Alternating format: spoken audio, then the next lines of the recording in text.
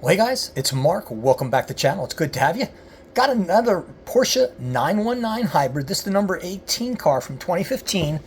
Another one of those models that I picked up when I was at Watkins Glen. Just $35, as you can see there.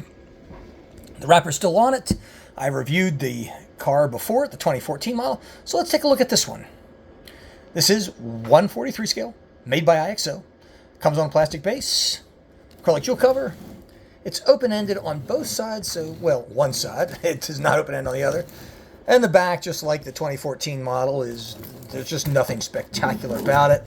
And the bottom of it has all the legalese you'd expect from IXO. Guys, I want to point out to you one thing here. The one reason I really hate IXO and their boxes is I took every care. I used tweezers to pull this thing open, still damaged the box there. I just absolutely hate these boxes IXO comes in. Now, folks, according to what I read, Porsche said they redesigned the 919 hybrid for the 2015 season, featuring a new chassis with less weight. The hybrid system was refined and improved. The car's nose cone impact structure was lowered. I can't see that. And narrowed. Its curved louvers were replaced by two slots with a bulge on the rear floor. Yeah, okay. Porsche changed the centralized exhaust tube to a twin exhaust pipe layout for improved output and more efficient dynamics, and I do see that. As a matter of fact, you can see that right there. You see the two heat shields, and we'll take a look at that one. Look at the back of the box. The previous car just had one exhaust. Now, the drivers, again, were Mark Lieb, Roman Dumas, and Neil Janney. Same drivers, different car, different number. The number 18 car's livery was white on black to showcase the close technical similarities between the 919 hybrid and the 918 Spyder. The number 17 car was adorned in red as a tribute to Porsche's first victory at Le Mans with Porsche 917 in 1970. And thirdly, the number 19 car was adorned in white, Germany and Porsche's national standard color. Interesting, I thought. Now guys, here's a close look at the wheel, and I've got to be honest with you, this one is even less detailed than the model that I showed you previously. I can't see any brake rotors or caliper, anything in there. Maybe it's just me. I don't know. There you see number 18. You see the names of the drivers under the cabin there.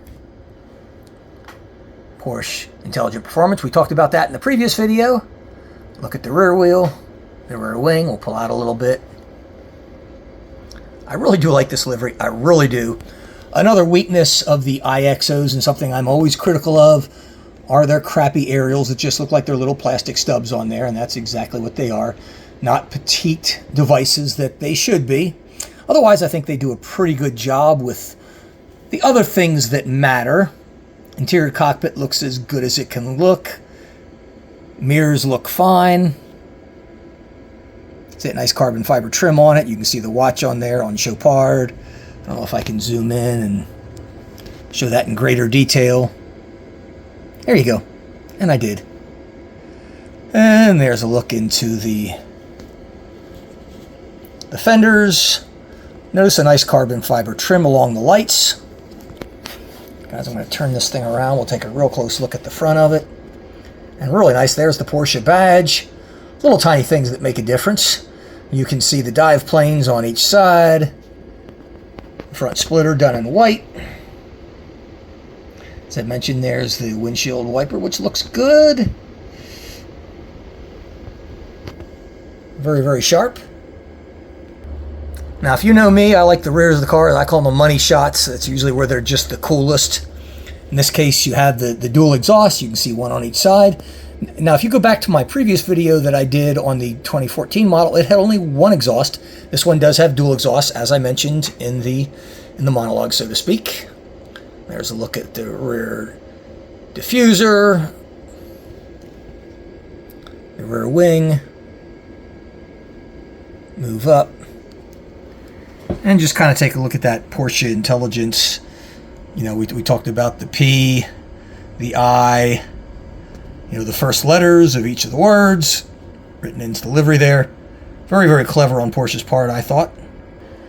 Oh, here's a look at the opposite side, and God, I hate these bases. They make filming these things so hard.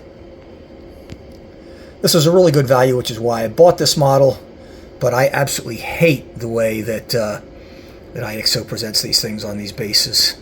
And as I mentioned, the crappy boxes, which I just absolutely despise. But otherwise, for 35 bucks, it's a hell of a deal on a great model. Let me know what you think in the comment section. Thanks for watching. See you next time.